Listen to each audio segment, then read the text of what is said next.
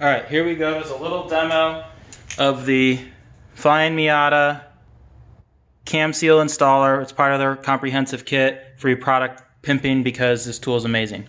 I have my replacement cam seal sitted on the cam, just pushed on with fingers so that it starts to seal a little bit of oil.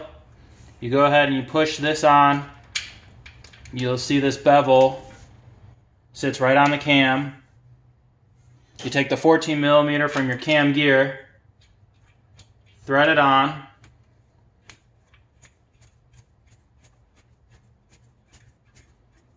and then what's fantastic about this is it's self-machine and aligning.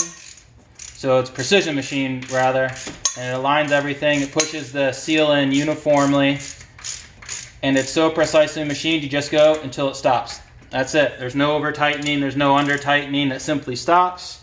Crack it loose. Take your 14 millimeter out from your cam gear.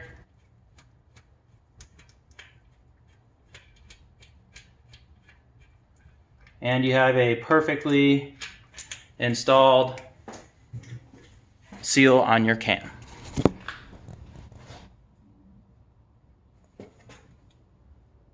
That's it.